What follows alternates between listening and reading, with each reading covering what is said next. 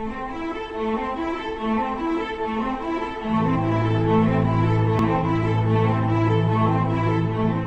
dia, pessoal.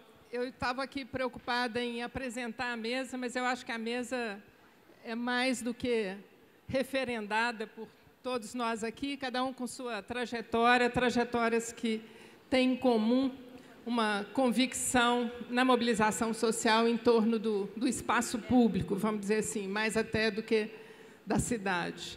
Esse tema das cidades é um tema que é cada vez mais incontornável do ponto de vista da política de cultura, da ação do Ministério da Cultura, e tem no IPHAN, talvez por isso eu esteja aqui, um locus assim, de uma tradição maior, vamos dizer, ou de uma tradição de maior proximidade com o tema da política urbana, por uma questão aí histórica, por um objeto que tem muitos pontos em comum. E, embora o Instituto Patrimônio seja visto como, vamos dizer, muitas vezes o mais conservador, o mais tradicional, né, dos setores da política cultural, na verdade, da criação do IPHAN, a abordagem desse tema, ela não foi nada conservadora, aliás, ela foi extremamente atrevida e ousada lá no final dos anos 30, quando, diante de um país totalmente agrário, em que o tema das cidades ou da política urbana passava distante do interesse do aparato do Estado e, sobretudo, quando o direito de propriedade era algo totalmente intocável e determinante, o Decreto 25, que é esse que dá sustentação à política de patrimônio até hoje, ele ousa interferir no direito de propriedade em favor de um interesse difuso, de um interesse aparentemente menos relevante naquele momento, que é a da preservação de valores do patrimônio. Então, nós estamos, como Instituto de Patrimônio, nesse ambiente, nesse debate, desde a origem.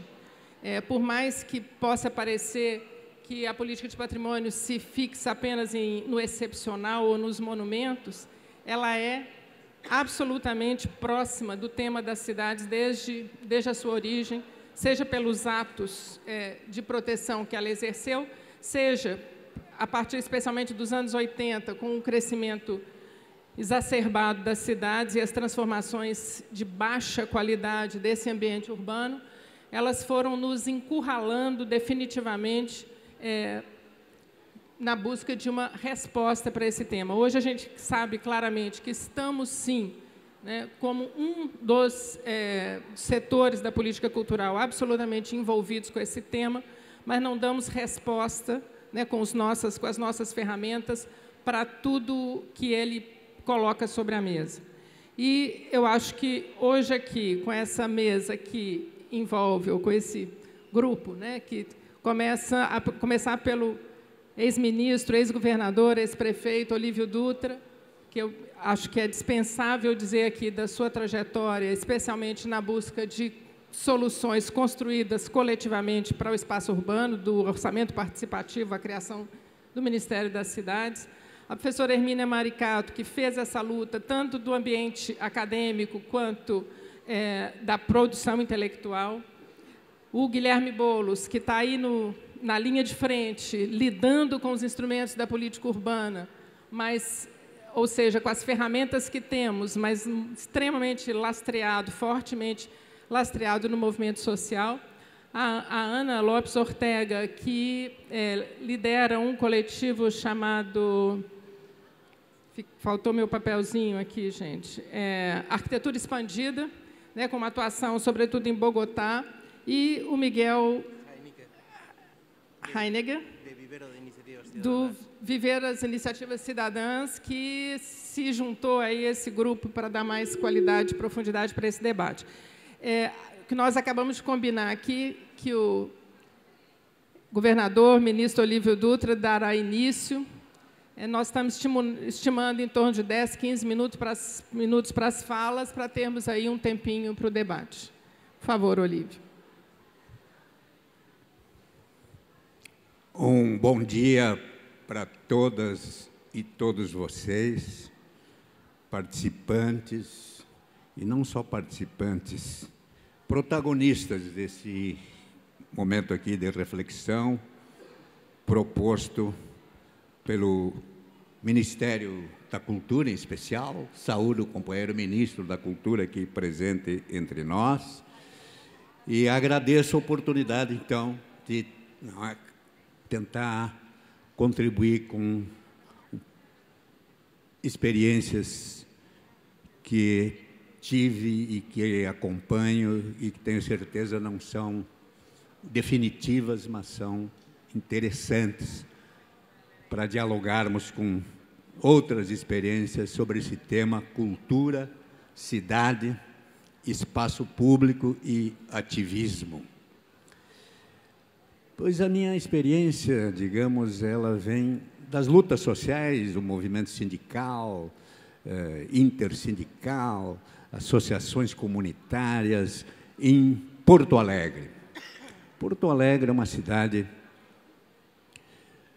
importante, evidentemente, no contexto das capitais brasileiras, um estado mais meridional do país, proximidade, portanto, com as experiências na Argentina e, em especial, no Uruguai, as trocas de experiências que já tínhamos desde os movimentos sociais, em termos de cooperativas habitacionais, no Uruguai tem uma experiência antiga. Nós, entendíamos que a cidade, primeiro, que é um espaço num território, quer dizer, existe o município. Então, a cidade é o espaço urbanizado de um município. Então, há que ter também uma relação entre o urbano e o rural, a nós trabalharmos a questão do município. São raros os municípios no Brasil em que não há mais área rural. Raros. E isso não quer dizer que se deu em benefício da qualidade da vida da cidade. E outro, a cidade, evidentemente, é um espaço de contradições enormes. E num país como o nosso, evidentemente, que ela é síntese dessas contradições. Bairros com toda uma infraestrutura já montada, e logo ali, um quarteirão adiante, situação de total desconsideração com o ser humano, a morar numa área urbana. Portanto, é questão, às vezes, de um lado para outro da rua e tu sente que é outra a cidade aquela e a cidade esta. Além do que, evidentemente, as cidades vão tendo transformações dependendo da posição estratégica das cidades, e Porto Alegre é uma cidade portuária, fluvial, onde o porto também já não tem a função de ser porto, por um processo de privatização ou de política rodoviarista, que acabou com as ferrovias, acabou com as hidrovias, com os modais de transporte.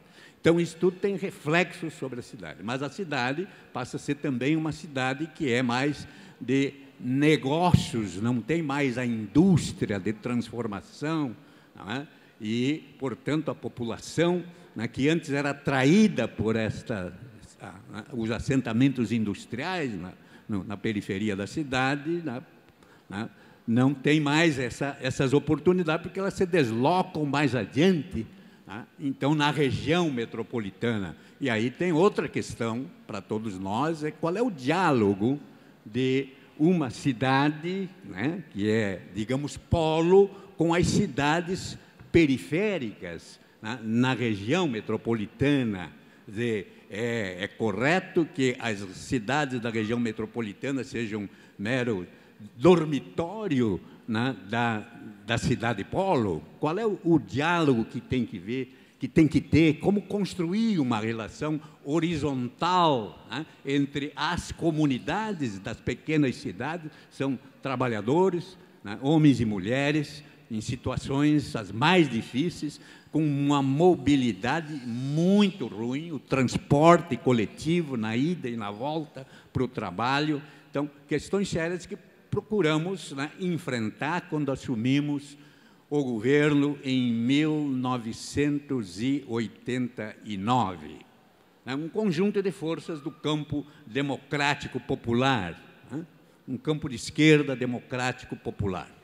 Assumimos e vínhamos de uma luta antiga, porque tínhamos passado pela luta por uma constituinte, e na constituinte, eu tive na constituinte com o Lula, com o Paim, né? As questões que, né, foram levadas para a Constituinte pela ampla mobilização social popular, lá encararam uma barreira enorme na composição da Constituinte, mas essa questão da cidade teve avanços importantes e que se garantiu na Constituição de 88, né, o município como ente federado, né, com voz e autonomia e recursos, né, maiores do que tinha. Antes, né, nós vivíamos uma federação onde o município não era considerado ente federado, embora seja a base dessa família. Então, a partir da Constituição de 88, e passou a ter um pouco mais de recursos. Depois, nos governos federais que se sucederam pós a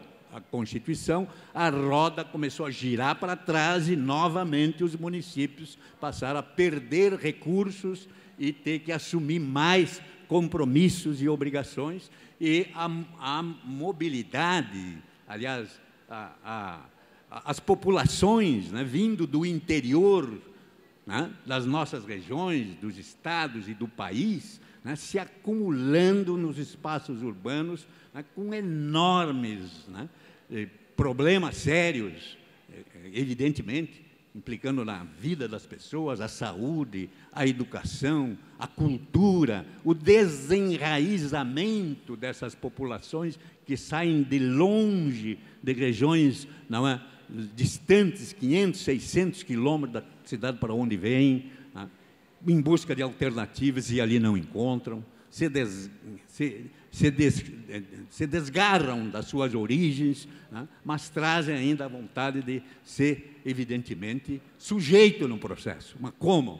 Então, nós entendíamos que, através da discussão do orçamento público, a receita e a despesa pública, né, que é uma peça política, essencialmente, né, definir de onde vem a receita, né, como ela deve ser investida, aplicada, gasta. Né.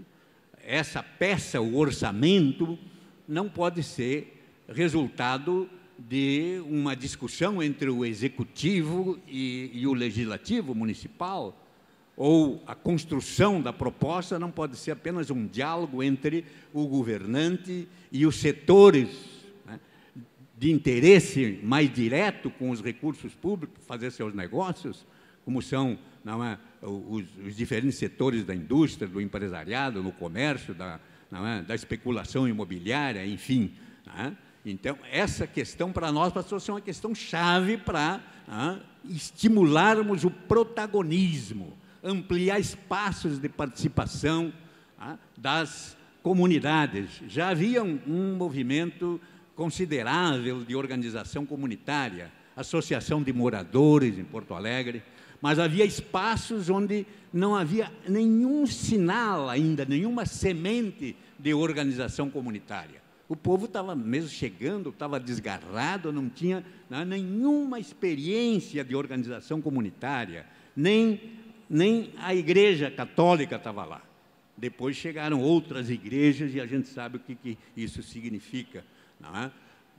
Também não tinha experiência dos sindicatos, das entidades de trabalhadores, né, para entregar algum panfletinho na mão das pessoas. Né? Havia também um analfabetismo grande, né? E a juventude desta periferia também sem espaços, né, para se manifestar culturalmente, para se recrear, essas coisas todas. Então, nós buscamos inverter prioridades, né? E a discussão foi grande não é? Através de reuniões que primeiro nós tínhamos que provocar em algumas regiões, e noutras o governo era provocado, né? Nas áreas onde já havia, né, um movimento comunitário mais antigo, né? O governo era provocado e, evidentemente, mais cobrado, mas nós queríamos que isso né, a conquista da cidadania fosse se alastrando, né, fosse se espraiando, fosse se enraizando. Então, o papel do governo não era dirigir as reuniões, né, era provocá-las. Né?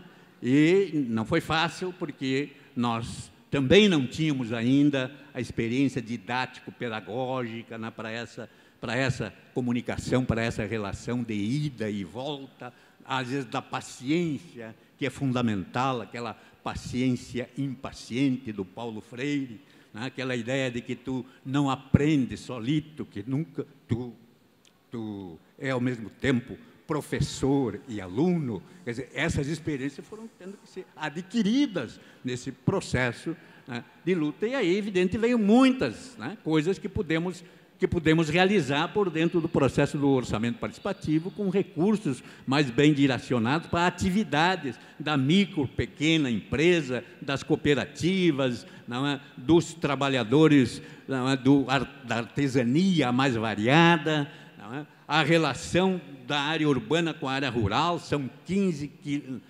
mil hectares de área rural no município, mais de 80 pequenos produtores, não é, de frutas, pêssegos, hortaliças, enfim, e essa área rural se estreitando pela especulação imobiliária, que é empurrando a cidade para cima da área.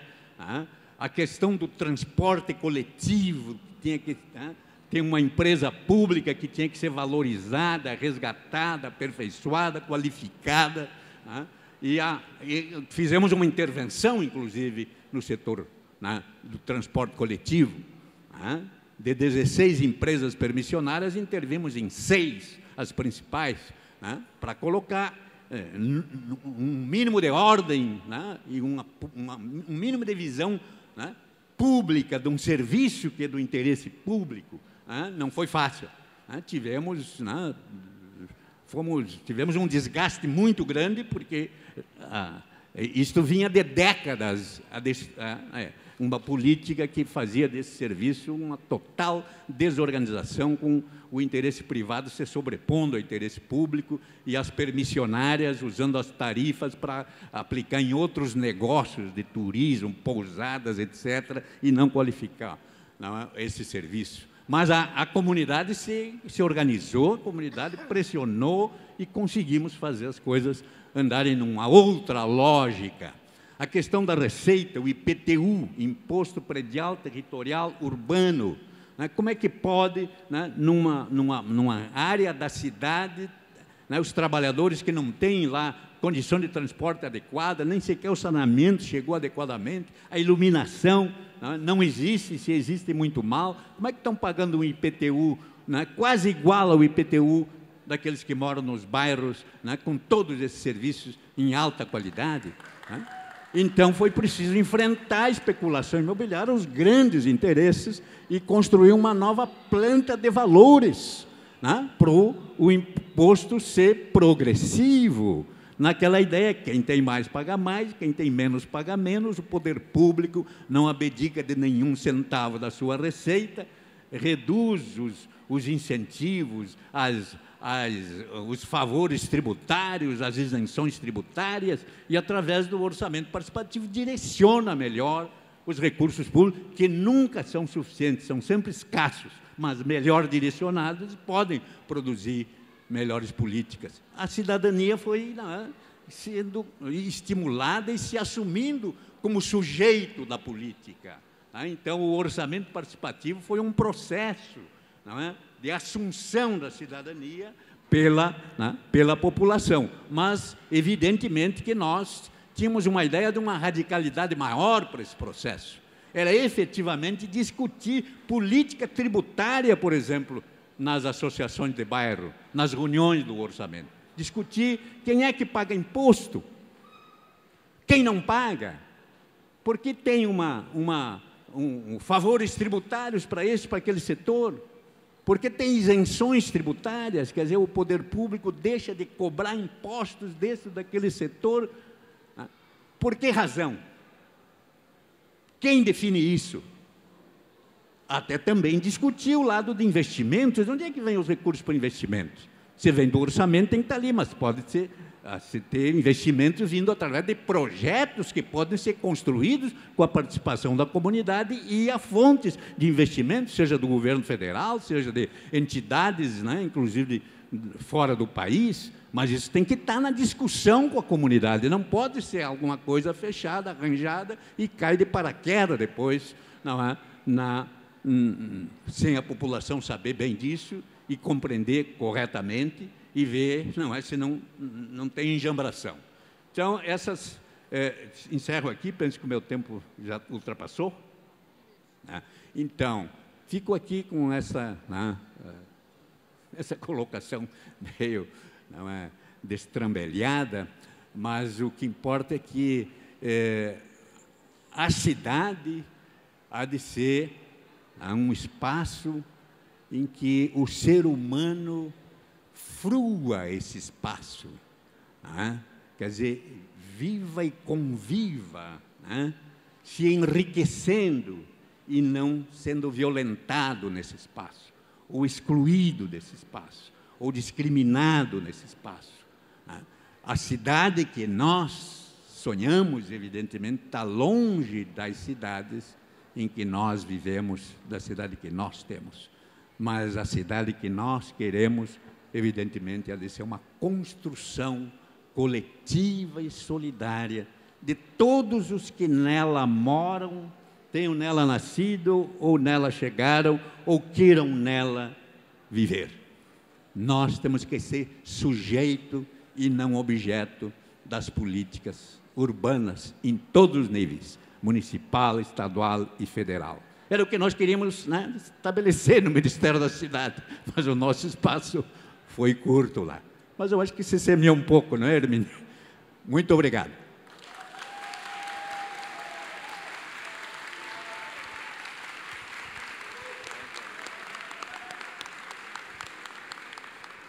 Obrigada, Olívia.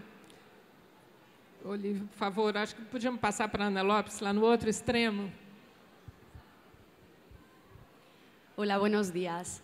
Muchas gracias. Voy a hablar en español. Bueno, yo vengo a hablar de algunas de estas iniciativas, yo creo que bastante humanas, de resistencia activa, llamamos. Arquitectura Expandida es un colectivo que vive en Bogotá, estamos en Colombia, y hacemos eso que llamamos resistencia activa.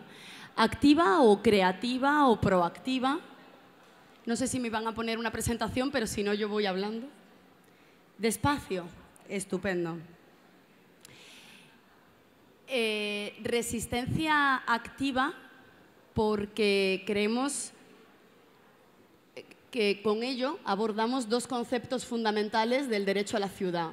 Lo creativo, desde el entendimiento de que el derecho a la ciudad no es solamente el derecho de acceso a lo que ya existe, también es el derecho a poder modificarlo según nuestros deseos más íntimos, en procesos colectivos, en procesos de organización colectiva.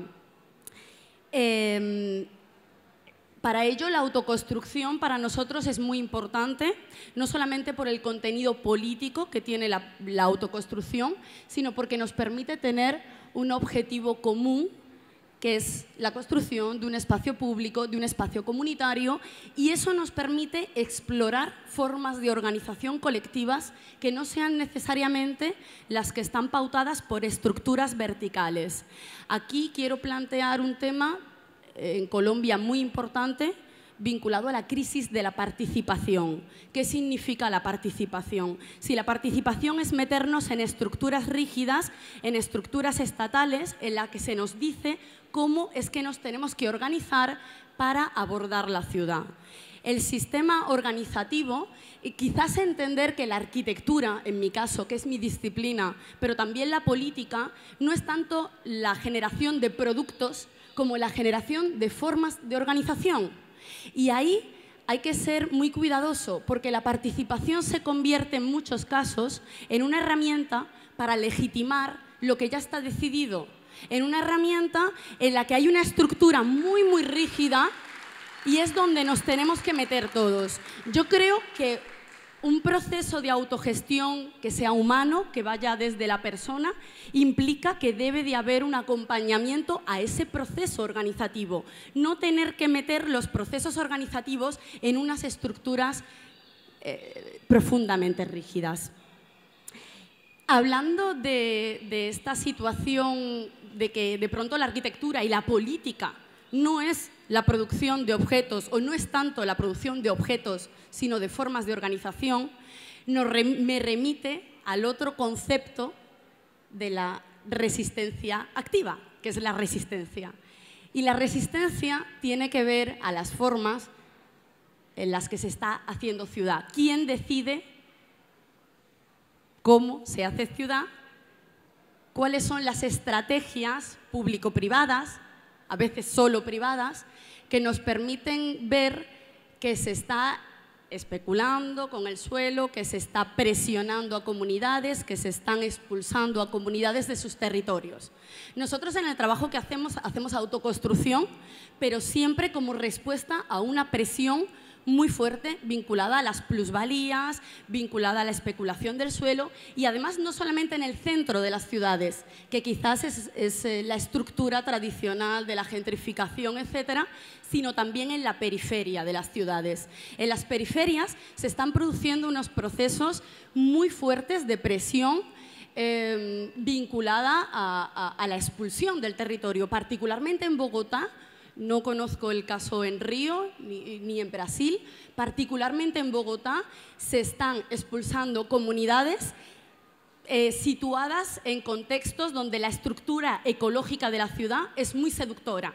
Los cerros, etcétera. Es decir, utilizar la estructura ecológica bajo criterios técnicos. Se saca una resolución que dice que ese terreno es un suelo inestable, pero a los 7 años el plan de ordenamiento territorial decide que ese suelo ya no es inestable, pero ya se ha sacado la gente. ¿Qué va a pasar con esos suelos? Es decir, creo profundamente que tenemos que ser muy cuidadosos a la hora de compatibilizar las estructuras humanas de relación, afectivas, de autoconstrucción y la resistencia político-crítica ante procesos que tienen que ver con la expulsión territorial y la especulación del suelo.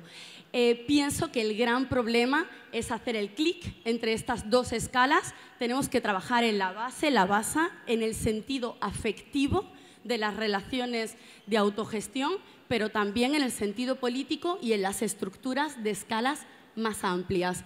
Creo que ese es el gran reto que tenemos, conectarnos entre nosotros, cambiar de escala, porque corremos el riesgo de generar políticas homogéneas para contextos heterogéneos, en el momento en que todo es profundamente global. No perdamos de vista la microescala, la microacción, la relación tú a tú, la relación afectiva, y yo creo que el rol de las instituciones públicas en estos procesos debe ser el del respeto a esas formas de organización que no necesariamente entran en estructuras verticales. Eso era todo lo que quería contar.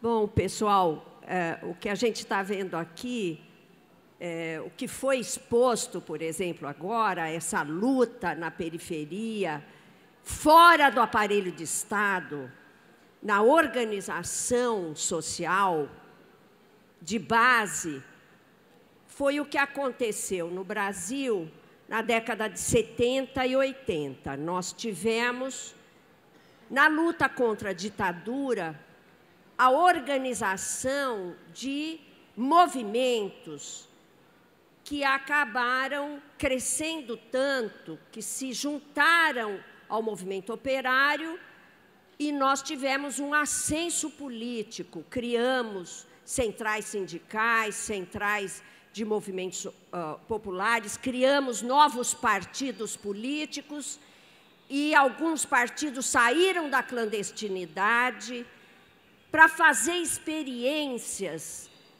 nas cidades como essa, que foi a nossa experiência de ponta, que o ministro Olívio Dutra descreveu.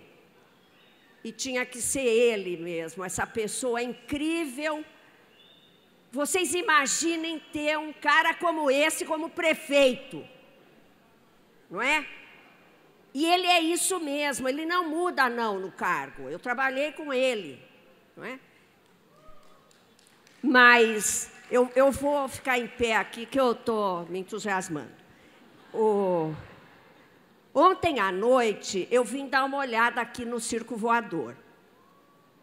O que eu vi me deixou assim tão impactada, porque você só ouve falar de crise, violência, morte, e está tudo ruim, né? Por que você ouve falar o tempo todo disso? Porque este discurso midiático deixa as pessoas amedrontadas, deixa as pessoas com baixa autoestima, deixa as pessoas paralisadas. E naquele circo voador, que aliás eu nunca tinha entrado dentro, eu vi um negócio de uma densidade cultural, de uma força. Eu vi um batuque de terreiro de Umbanda, com mãe de santo, tinha maracatu, tinha cavalo marinho, veio um grupo indígena com aquele som doce, depois daquela coisa forte africana. E eu fiquei pensando, isso é vida. E por que essa vida não está na nossa mídia? Porque eles não querem essa vida. Eles querem a morte disso tudo. E a morte dos nossos jovens também, portanto. Para que todo mundo seja muito disciplinado para isso que eles querem. E aí eu entendi o negócio das emergências, porque quando eu fui convidada, eu fiquei perguntando, que história é essa de emergências? Bom, mas como é o Ministério da Cultura do Juca, a gente tem que ir conferir. Porque é o seguinte, ó, você olha para o palco, você vê o quê? Você vê aquilo que precisa ser protegido, aquilo que nós não podemos deixar morrer. E várias pessoas falaram disso. Nós não podemos deixar nossa cultura morrer, eles, os protagonistas dessa cultura. Então eu entendi, essa emergência é emergente, é emergencial, que essa cultura continue viva. Mas olhando para o público, eu percebi a outra emergência, que era a emergência dessa moçada. E pouca gente está percebendo que no Brasil inteiro você tem uma nova geração se levantando. Eu quero falar um pouco sobre isso, porque nós já estamos fazendo pesquisas de pós-graduação sobre esse assunto, para que não seja simplesmente um discurso ideológico, para que nós possamos ter evidências científicas disso que vocês vão ver aqui com Boulos, disso que vocês viram aqui desta jovem arquiteta. A história não para. O capitalismo não descansa, como disse o Beloso. O capital não tem repouso, mas a história também não para. Há uma profunda disputa neste país em torno da questão cultural. Mas há uma profunda disputa nesse país em torno da questão política, da economia, e é preciso, acho que é esse o meu recado, entender que há uma profunda disputa em torno das cidades. As cidades são a maior mercadoria do capitalismo. Ela antecede ao capitalismo, mas ela é mercadoria, ela é disputa sem descanso. E para isso, nós temos, infelizmente, muito pouca visibilidade do que significa, principalmente para a luta operária, o que significa a cidade. Os operários podem ter aumento de salário e no mês seguinte a tarifa do transporte subir e comer o aumento de salário. Ou então, pode ter aumento dos aluguéis, como nós tivemos, que os aluguéis dobraram nos últimos 5 anos. Agora, nós estamos tendo um momento de rebaixamento, mas tivemos um boom imobiliário que tornou insuportável o aluguel no centro da cidade para a população pobre. Cidade é valor de uso para os trabalhadores. O que os trabalhadores querem da cidade? Um lugar para morar, querem bons transportes, querem um serviço de saúde, querem um ar respirável. O que o capital imobiliário quer da cidade, minha gente? No Rio de Janeiro, nos últimos 5 anos, o preço do metro quadrado subiu mais de 200%. Isso significa expulsão de muita gente da cidade, que vai para a periferia.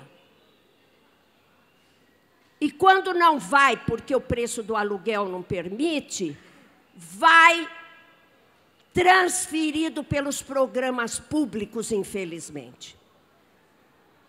Quem mora no Rio sabe o que significa. O mapa de um arquiteto, Faulhaber, mostrou, que é um mapa impressionante. Ele lançou o livro agora, que quase 60 mil pessoas estão sendo transferidas do centro do Rio para a periferia do Rio, através de Minha Casa Minha Vida, através de programas públicos. Vocês que moram no Rio de Janeiro, se preparem. Eu não vou falar aqui que vai ter uma convulsão, porque vão dizer que eu estou insuflando. Mas a leitura do que está acontecendo nessa cidade é impressionante. É muito dinheiro aplicado num pequeno pedaço da cidade. Enquanto que as periferias estão no mapa da cidade. Outro dia eu vi um mapa que é servido por água, mas a água não chega nas pontas dessa periferia.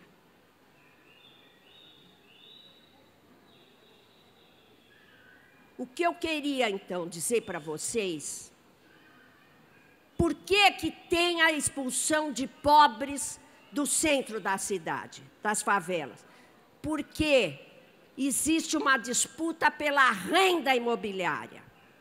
A renda imobiliária depende de vários fatores, mas um deles é o seguinte: pobre nas proximidades desvaloriza os imóveis.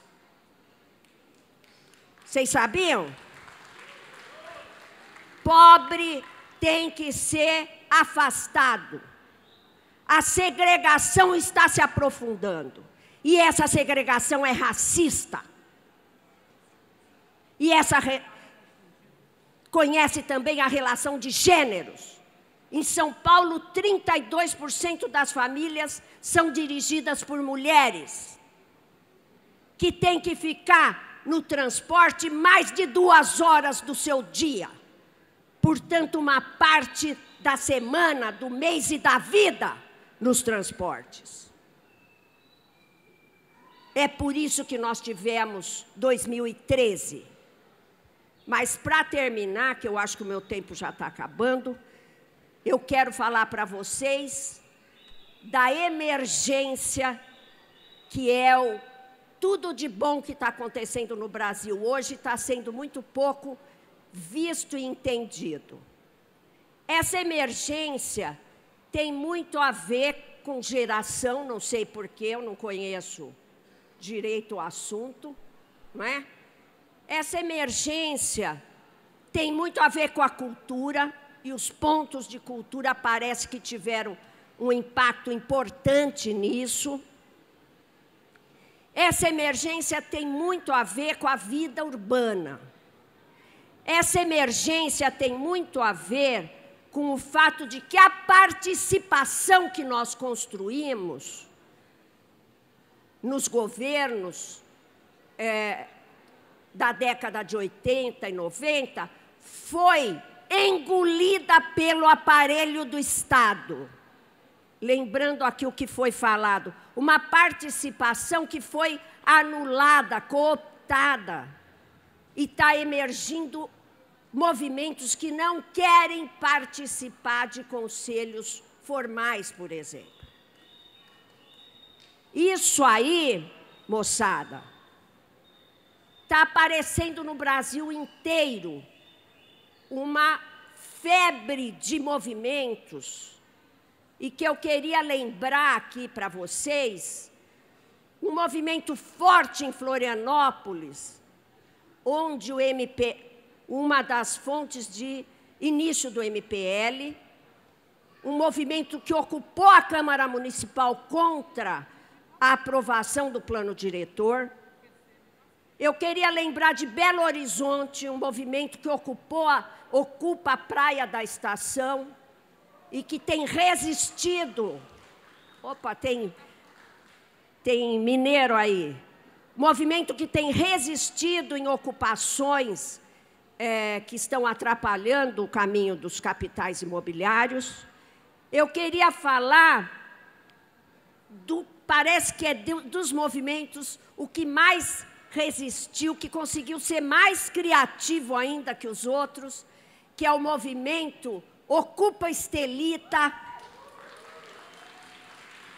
que neste momento está vencendo a batalha contra 13 torres que estão violando o centro histórico do Recife. Abram lá, gente, quem não viu, abra na internet, Ocupa Estelita, vejam os vídeos que essa moçada fez. E é uma moçada criativa, divertida e bem-humorada, o que é muito importante para quem é da minha geração, ser bem-humorado na luta e ser alegre na luta. Poderia estar falando de muitos outros movimentos aqui para vocês. Pessoal do Levante da Juventude de Porto Alegre, pessoal de São Paulo, vocês vão ver aqui, a Vivo e a Cores, o que é esta coisa incrível que é o surgimento do MTST, não é? E, finalmente, eu que estava falando para muita gente que não estava levando a sério, olha, tem muita coisa surgindo, o velho não acabou e o novo está aparecendo. E as pessoas não acreditavam muito, pois tiveram uma evidência incrível. Não é na moçada, na criançada de São Paulo. Na criançada. Porque vocês não imaginam o que é aquele movimento. É incrível, fico até arrepiada de lembrar. É gente de 13, 14, 15 anos. Falando para a polícia, o senhor tem mandato para entrar na minha escola? Se o senhor não tem mandato e não estuda aqui, o senhor se retira. Como a polícia não se retira, eles enfrentam. Eles enfrentam, um negócio impressionante, não sei de onde está vindo essa coragem. Enfrentam, filmam. Então, eu quero acabar aqui dizendo que eu estou com uma esperança incrível em vocês. Obrigada, gente.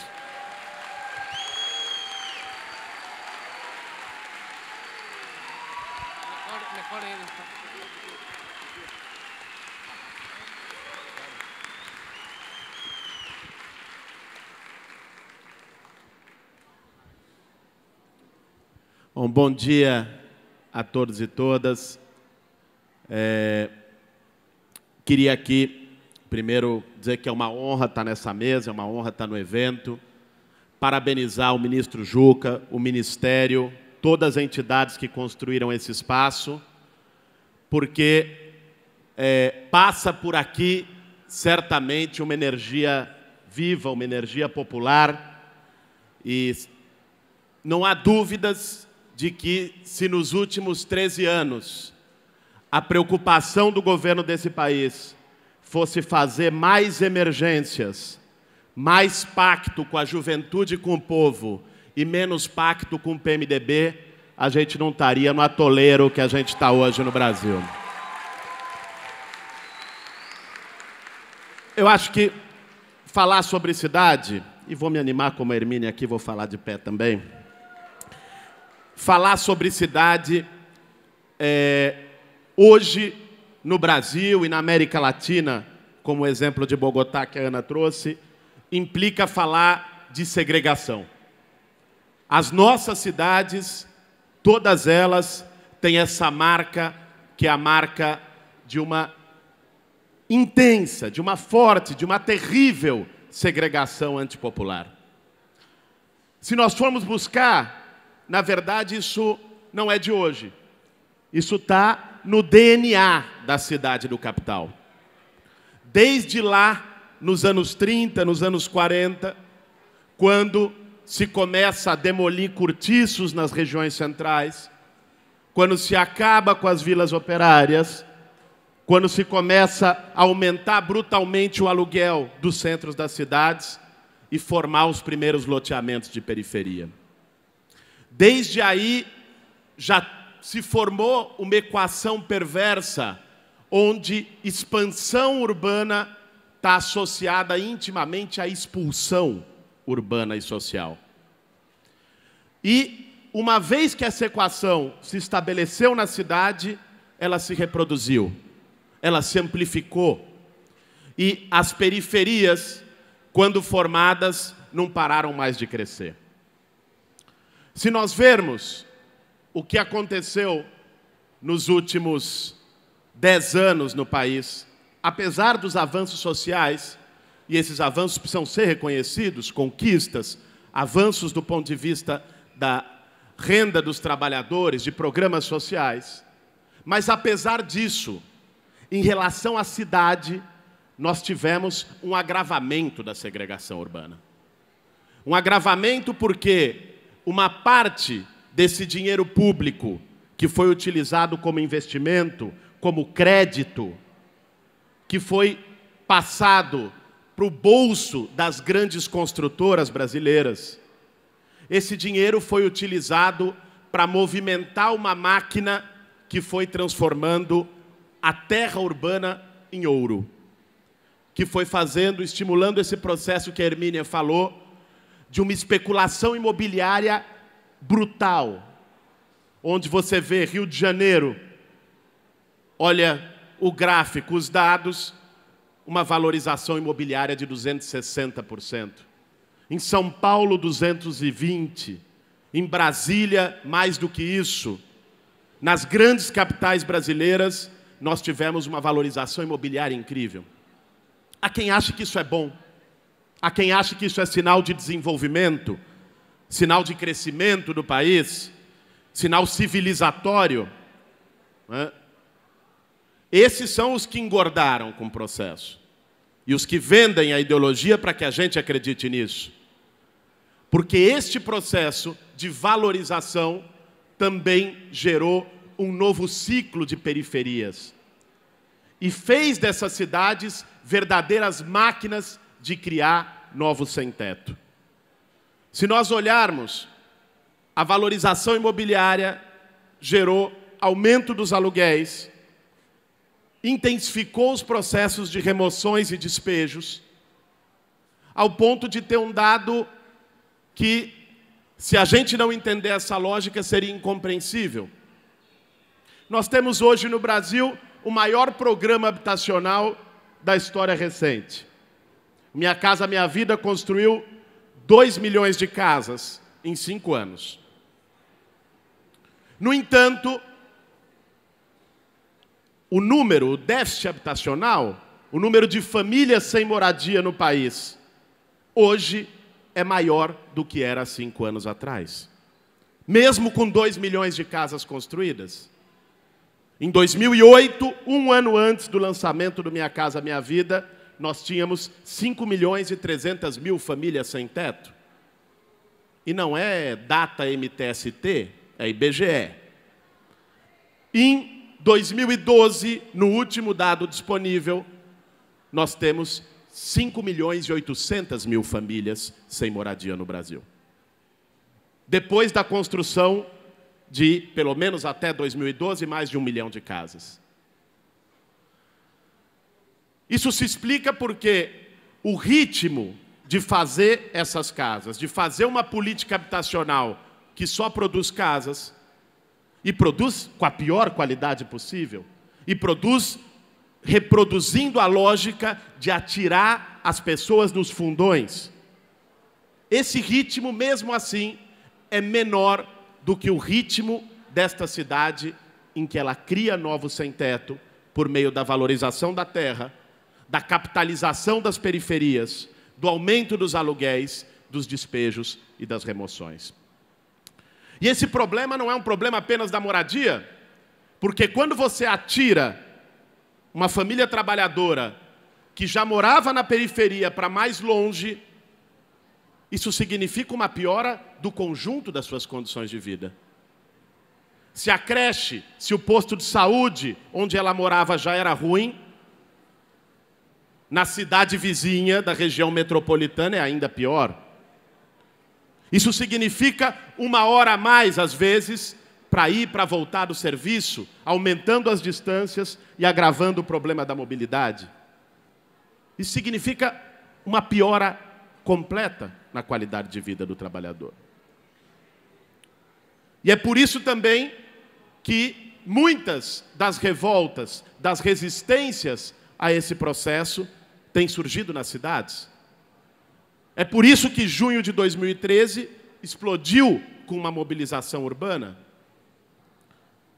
É por isso que, se nós olharmos, não só no Brasil, mas na América Latina, grandes mobilizações da última década, nós vamos ver que elas estão associadas, muitas vezes, a esses grandes e importantes problemas urbanos. Agora, essa periferia segregada, essa cidade dos muros, essa periferia onde milhões de pessoas foram atiradas e continuam sendo atiradas, ela revela, como o Olívio bem mencionou, uma outra cidade, é um outro espaço. De um lado, a cidade formal, oficial, dos serviços públicos, privados, a cidade legalizada, onde tudo funciona. Do outro lado do muro, a cidade onde o único serviço público que funciona de verdade se chama Polícia Militar. E não é para dar segurança para os moradores da periferia. É para fazer genocídio da juventude pobre e negra que tem sido exterminada nesse país, a rodo, em atacado, nos últimos anos.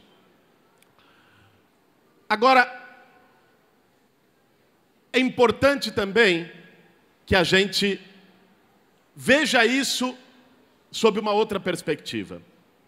A periferia é lugar de privação. A periferia é lugar de opressão. A periferia é um lugar onde há faltas e carências. Mas a periferia também é um polo de resistência. Ao mesmo tempo, daí brotam resistências populares extremamente ricas, resistências culturais, resistências políticas, resistências sociais. Vejam, acho que é interessante a gente fazer um paralelo com o que foi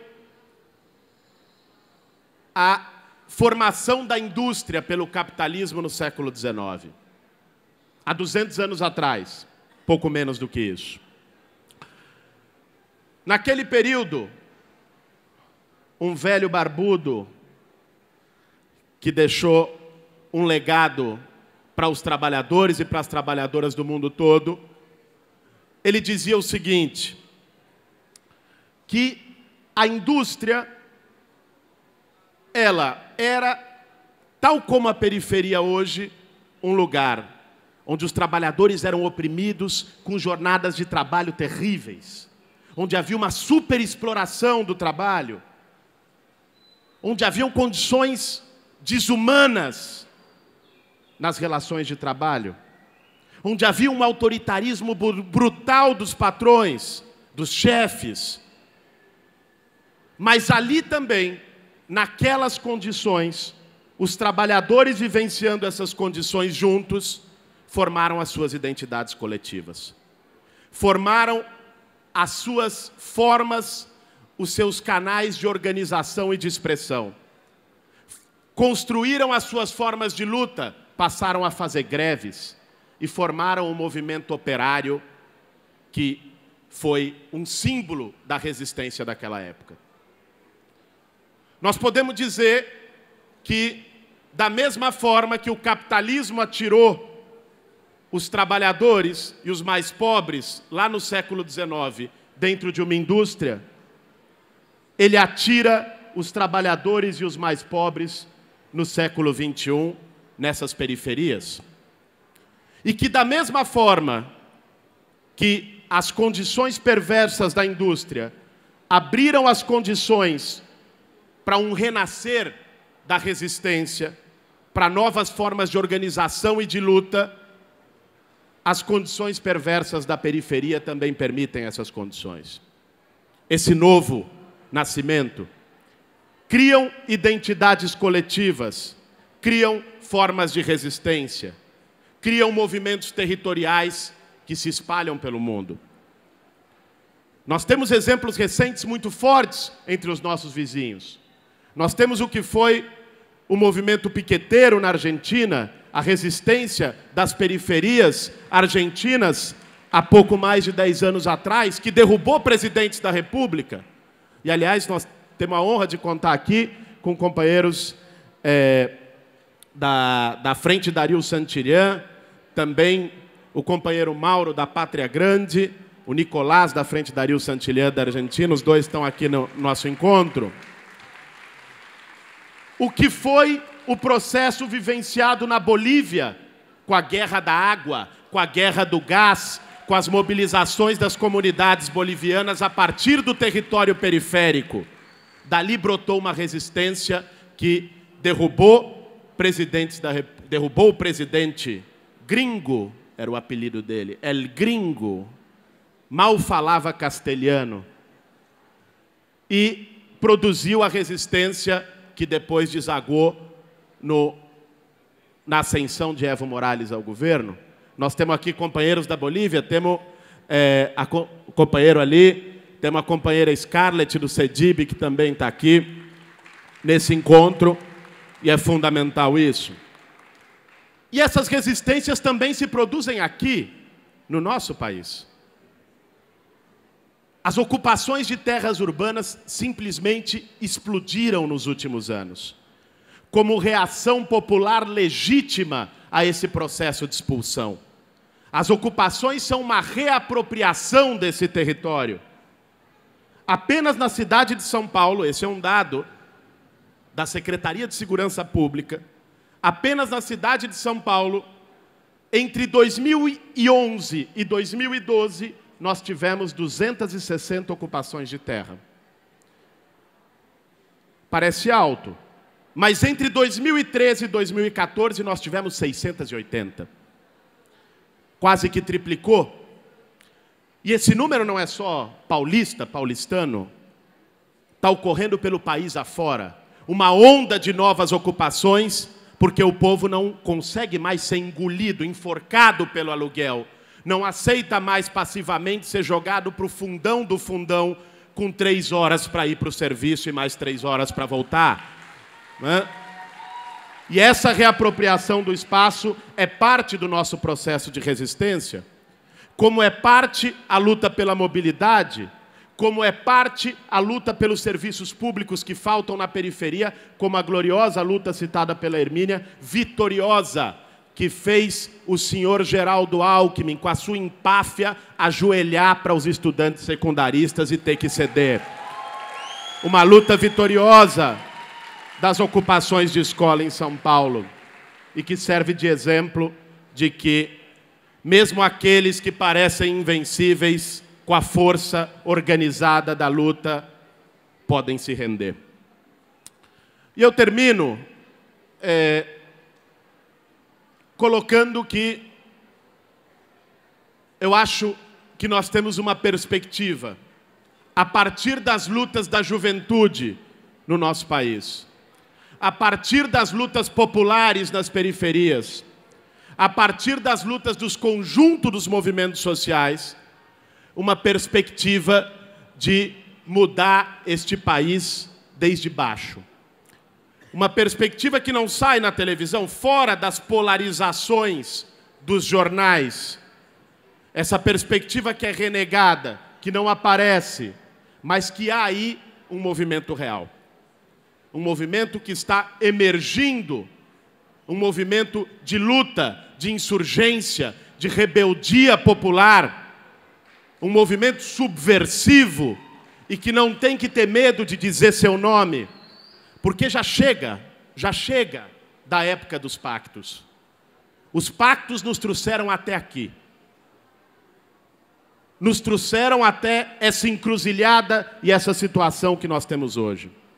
Já chega de acreditar que as nossas soluções, que as soluções para a maioria do povo brasileiro vão vir de cima deste sistema político carcomido. Não vão vir. Já chega de, em nome da preservação de pactos e de governabilidades, abrir mão da nossa voz, do nosso discurso e daquilo que é mais fundamental. Chegou um momento em que a gente não tem que se preocupar absolutamente do que vai sair na revista Veja, do que vai sair na Rede Globo, do que eles vão dizer, de como eles vão interpretar. Nós temos que nos preocupar, sim, em canalizar essa energia popular, essa convulsão social que vem de baixo para transformar a sociedade brasileira em rumos progressivos. Sem aceitar, e é importante que nós digamos isso no momento que nós estamos vivendo, as soluções regressivas. Certa vez o Vladimir Safatli disse, usou uma imagem que eu acho que vale muito para o nosso momento. O Brasil perde de 7-1. Qual é a alternativa da CBF? Chama o Dunga. Essa é a alternativa. O governo está nas cordas, está na lama. Qual é a alternativa? Chamar o Temer? Chamar o Aécio? Não, não são as alternativas. As alternativas nossas é, com muita independência e com muita autonomia, construir um verdadeiro caminho popular de baixo e pela esquerda. Obrigado.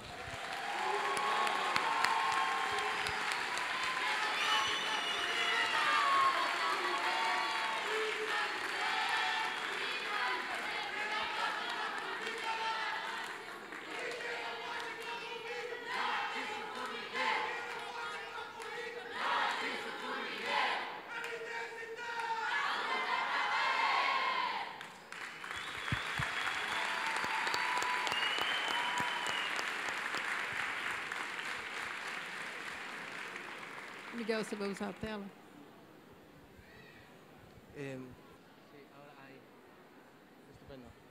Estupendo. Obrigado.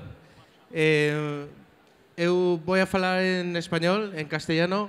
Venimos de Madrid, de España, desde un colectivo que se llama Vivero de Iniciativas Ciudadanas, y de alguna forma llevamos tiempo estudiando lo que pasa en la ciudad informal, lo que decía Ana de cuáles son quién hace ciudad y cómo hace ciudad, y además de la ciudad institucional, además de la ciudad de los monumentos y de los parques, existe otra ciudad que es la ciudad informal, la ciudad emergente, donde existen muchísimas iniciativas ciudadanas que practican la ciudad. Pensar que normalmente en las ciudades el urbanismo se genera, en el mejor de los casos, desde unos arquitectos que manejan muy poquitos recursos y que son capaces de diseñar la ciudad que a todos los demás nos llega hecha. Hay, por tanto, una comunidad de diseño y una comunidad de práctica. La idea es explorar todas aquellas comunidades que diseñan y que practican la ciudad a la vez, de forma que la gran mayoría maneja recursos y es capaz de generar su propia ciudad, ¿no?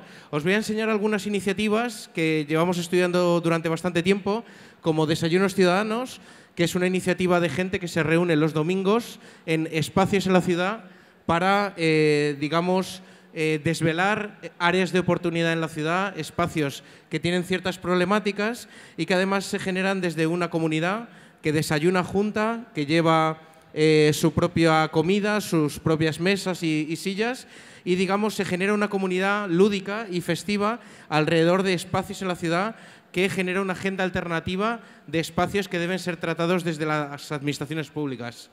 O, por ejemplo, la utilización de la inteligencia colectiva, Fix My Street o Arregla mi calle, mediante nuevas tecnologías la gente puede, generar repositorios comunes, repositorios colectivos con las problemáticas que se encuentran en la ciudad, de forma que la administración no tiene que mandar trabajadores de campo o funcionarios a hacer esa labor, sino que podemos recolectar toda esta iniciativa ciudadana o inteligencia colectiva, ¿no? O activismo verde, como guerrilla gardening, que se dedica a hacer unas bombas de compost con semillas para poderlas tirar en espacios de la ciudad que están abandonados o que están infrautilizados para generar verde. Aquí en Río es todo bastante verde, pero en España, tenemos un problema bastante fuerte con el tema de la vegetación, con lo cual es una política para mejorar la imagen de los espacios públicos. La gestión de espacios en la ciudad, ¿no? El ganar espacios y el poder gestionar espacios. En este caso es una iniciativa en Madrid también que se llama Esto es una plaza, donde, ellos han considerado que la ciudad está absolutamente mercantilizada, el capitalismo está absolutamente en todos los espacios y la publicidad, en la ciudad es omnipresente. Ellos en estatutos han considerado que está prohibido la compra y la venta de cualquier tipo de material, incluso la publicidad en esta plaza, con lo cual no se puede manejar dinero. Y además ahora están planteando la prohibición del wifi, porque ya sabéis que empiezan a aparecer enfermedades relacionadas con el wifi, con las ondas, como dolores de cabeza, etc.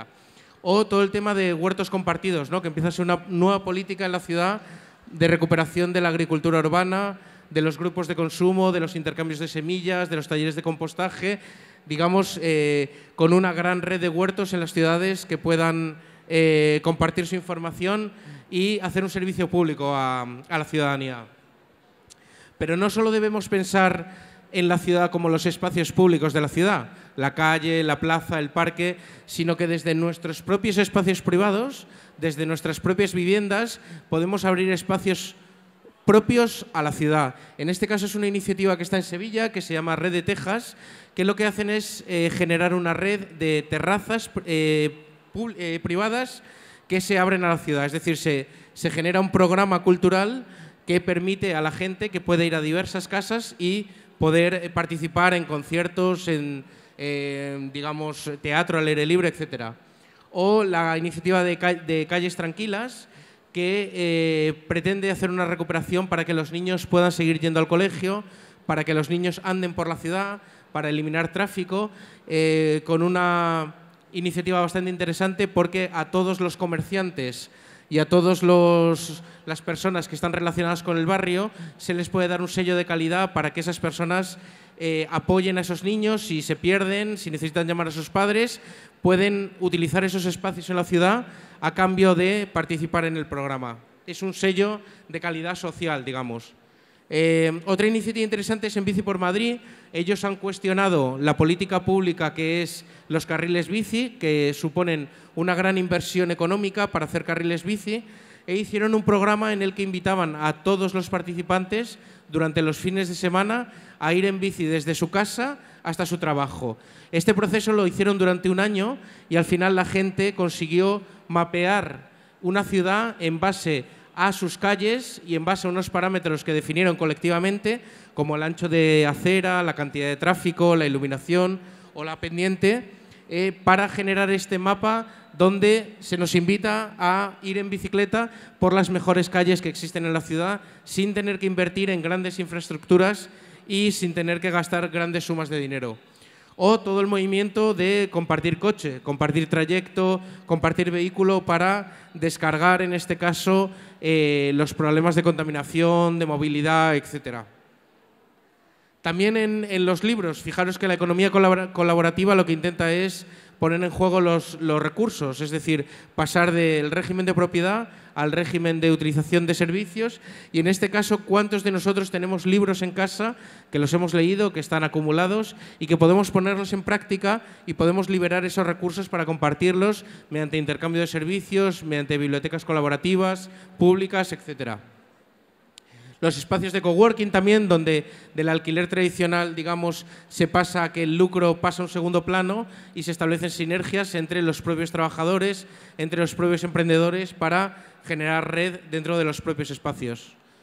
Todo este ecosistema innovador que aparece en la ciudad, digamos que genera prácticas de microurbanismo, prácticas emergentes, innovadoras, que debemos consolidar y que debemos fijar, pero que si vamos más allá de la ciudad, podemos encontrarlo en todos los ámbitos de la sociedad, ¿no? En la política, en la economía, en la cultura, en el consumo, en la educación, iniciativas ciudadanas que plantean formas alternativas de funcionar, digamos, formas innovadoras de practicar la ciudad, ¿no? Y nosotros durante todo este tiempo hemos ido mapeando estas iniciativas, hemos ido generando los dibujos que aparecían de estas nuevas formas de practicar la ciudad y quizá la más importante en Madrid es el movimiento 15M, el movimiento de los indignados, donde se genera una nueva ciudad casi que aparece de la nada en el centro simbólico, en el centro político de Madrid, que es la Puerta del Sol, donde la emergencia del activismo y del rechazo político generó una ciudad con sus comisiones, con sus dispositivos, con todos sus espacios articulados y su espacio también digital asociado, ¿no?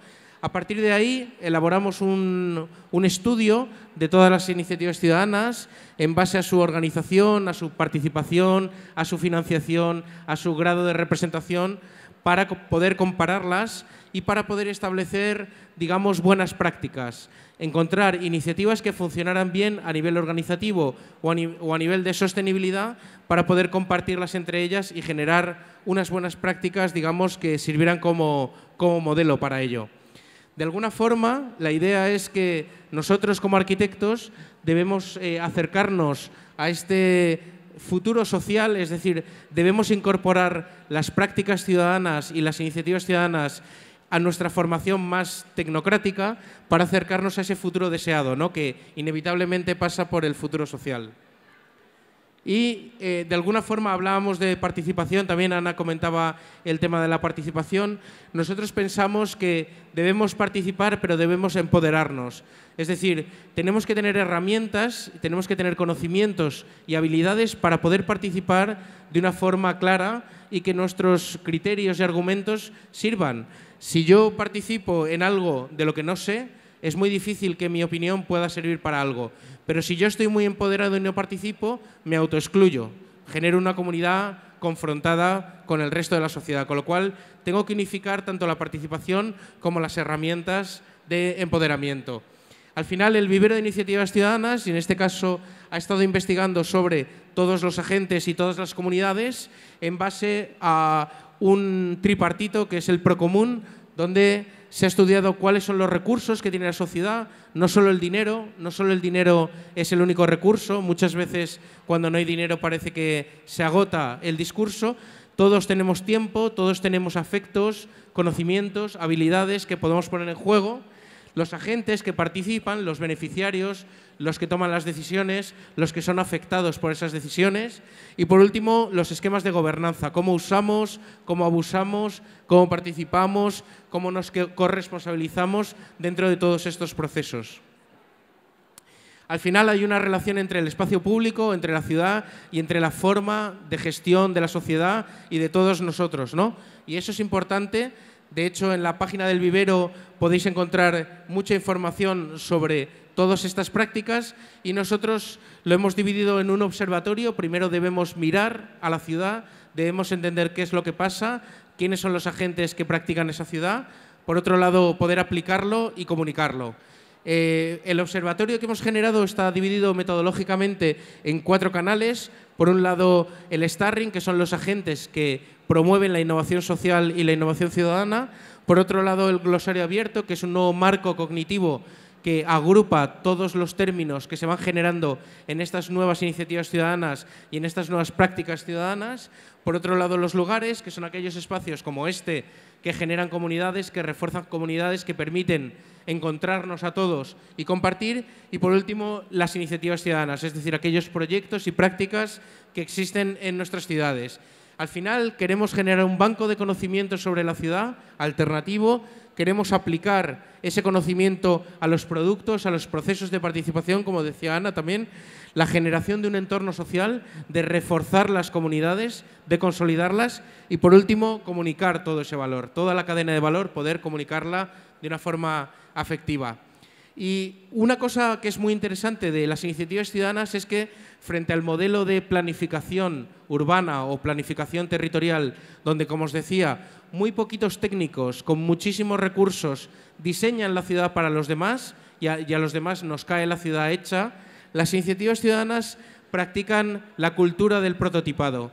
Y el prototipado es generar prototipos muy rápido y muy barato en la ciudad que sabemos que no van a funcionar, que sabemos que van a tener problemas, pero que nos van a servir para darnos cuenta de cómo podemos ir mejorando esos procesos de una forma muy ágil.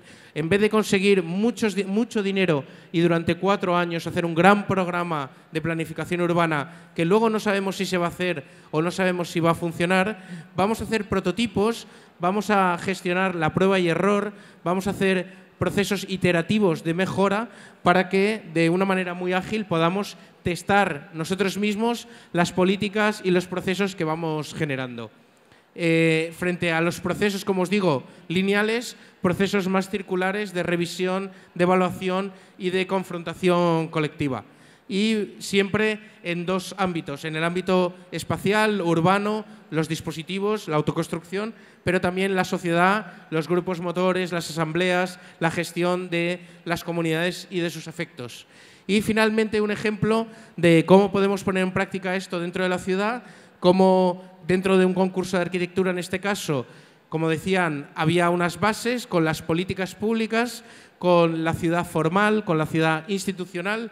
En este caso, nosotros hicimos una exploración sobre todas las comunidades que existían en esa ciudad, sobre todos los grupos y las iniciativas ciudadanas, que eran muchas en este caso, y nos encontramos con esta dualidad. La ciudad formal, la veis a la derecha, con las políticas públicas, con los programas culturales, con los carriles bici, y una ciudad informal que pertenece a la ciudadanía, que está hablando de los espacios que se reivindican desde las comunidades, desde las luchas activistas y desde los anhelos políticos de las comunidades que residen en esa ciudad, y la idea es poder fundir las 2 ciudades, es decir, tener una imagen de ambas ciudades, de las políticas públicas institucionales, pero también de las institucionales, de las iniciativas ciudadanas, para poder tener una imagen real de todo ello. Y además una propuesta de una arquitectura que no defina todos los valores y todos los activos que deberían estar en la ciudad, ¿no? En este caso, lo que se plantea es unos dispositivos que están desdibujados, que están, digamos, inacabados de una forma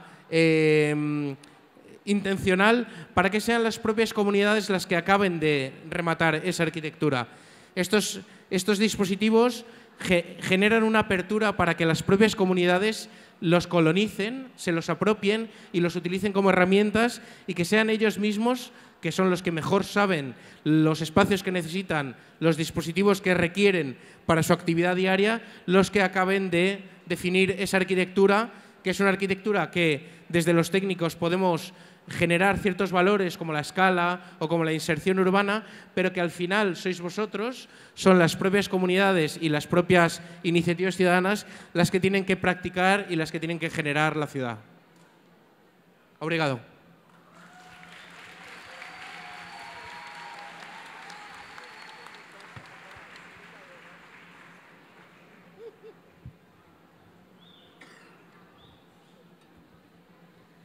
Bom, pessoal, essa nossa mesa nos coloca de costas para alguém, né? De alguma forma. Bom, passamos aqui por esse panorama, eu acho que muito complementar, muito com pontos em comum, mas, sobretudo, tendo em comum o tema da participação, começando aí pelo Olívio, com a questão do orçamento participativo, que muito mais do que um valor em si, no que diz respeito à aplicação de recurso público, foi todo o processo que ele gera.